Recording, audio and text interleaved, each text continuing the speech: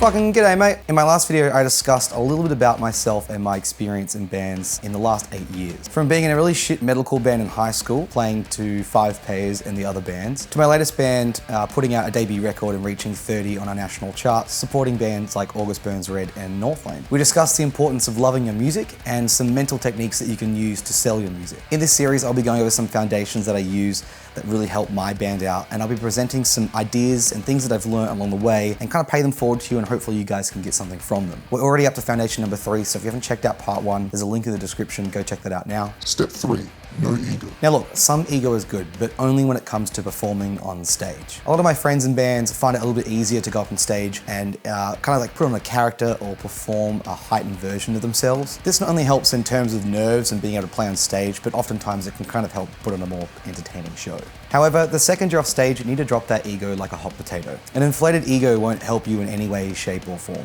I've seen bands turn down touring opportunities because they're so far up their own ass, they think they're better than the headline band. I'm not saying you shouldn't be realistic as to where your band kind of sits in terms of popularity, but if you're turning down support opportunities and you're playing, say, 2 headline shows a year, selling no more than 70 tickets to each of the cities, then there's a good chance you've got your head up your ass. That kind of attitude's gonna hurt your band, it's gonna hurt your brand, and eventually people aren't gonna want to tour with you. There's a million and one reasons why keeping an inflated ego up when you get off the stage is a bad idea, but the main one I want to drive home is that if you've got a big ego, you will stop learning. And if you stop learning, your band will stop growing, and if your band stops growing, your band's gonna die. One of the best ways I've found to kind of keep your ego in check is to go and seek the advice of my peers, and from bands that are bigger than my own. And it's as simple as hitting someone up with an email or direct messenger and just going, hey dude, love what your band's doing, I've been a big fan of you guys for a good while, you guys always seem to be killing it, do you mind if I pick your brain? Or if you're in a position to, do you mind if I take you out for coffee or lunch one day? Now 9 times out of 10 that person's not going to shoot you down. They might leave you on red,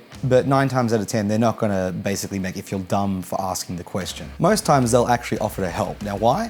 Think about it from their perspective. They've spent the better part of X amount of years fighting the biggest uphill battle they've ever fought. They finally got their band to a position where you're coming to them for advice. You're basically reinforcing in their minds that they're kicking ass and there's something to be learnt from what they've done. Now I don't know about you, but that would make me feel pretty cool. You know, be like the ultimate, it's not a phase mum. So 9 times out of 10, and if they don't leave you on red, they're going to be open to giving you some advice. Now the next step is where you have to kind of not be a total gimp about it. You really have to go in there with no ego and really listen to their perspective and see what can be gained from what they have to say. Sometimes they might say something that you think is wrong, but don't be a total punish and kind of go like, oh, well, I think X because Y and la-di-da, and try and prove your point to say that you're kind of smarter than them or whatever. I've kind of had that mentality in the past and I look back on it and cringe. You're there to learn, you should be trying to keep your ego in check, and you should be paying that person some respect. That way you're likely to absorb more information and add it to your arsenal. I've learned so much invaluable information this way, by talking to people who've already run the gauntlet. They've already done the things like discussing whether or not a label is important, choosing whether or not to go with A or B booking agent, touring opportunities. I've learned all of this from talking to people in the industry that know more than I do.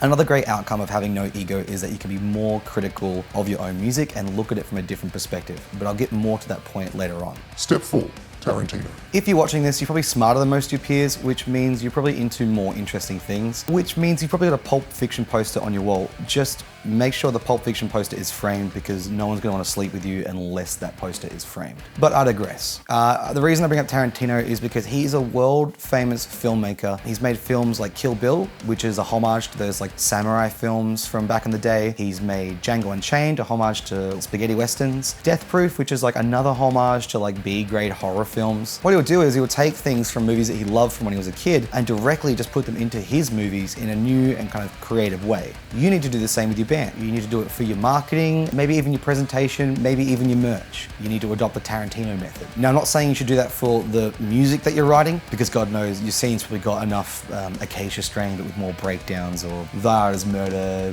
Hate Album Part B, Graveminder, the hateful one. But when it comes to everything else to do with your band, Tarantino that shit. You wanna know how to do social media? Literally scroll through the social media of one of your favorite bands. How do they post? How often do they post? What kind of wording do they use? How do they reply to negative feedback, and so on? You wanna know how to make your music sound better? Go through one of your favorite band's CDs, look up the credits, look at the guy who mixed it, send that guy an email asking for pricing and availability. You want better merch designs? Look at the person who made your favorite band's merch and email them. Bands that have quote unquote made it have already gone through what you're trying to sort out, and they've already built up a great network of creatives around them. When you're just starting out or you really don't know what to do, you should be copying these bands and putting your own spin on them. You might dance a little bit too close to the line, and that's okay, but do what you absolutely can to differentiate yourself and you'll be ace. So let's just say your favorite band's Northlane, don't hit up the same artist and ask them to make like a cube design. Or something space related. If you do make something that looks too much like something else, have no confusion about it. People will notice, they will talk about it, and it will be hilarious. What'll end up happening though is if you use the Tarantino method, you'll actually start to build your own network of creatives that are completely unique to anyone else. Maybe you'll get the same cover artist that made The Artist Murder's first album to do your EP design, but then you'll see that same artist liking pictures of another artist that no one's used before. What'll happen is you'll actually kind of know how to talk to someone who's already worked in the industry.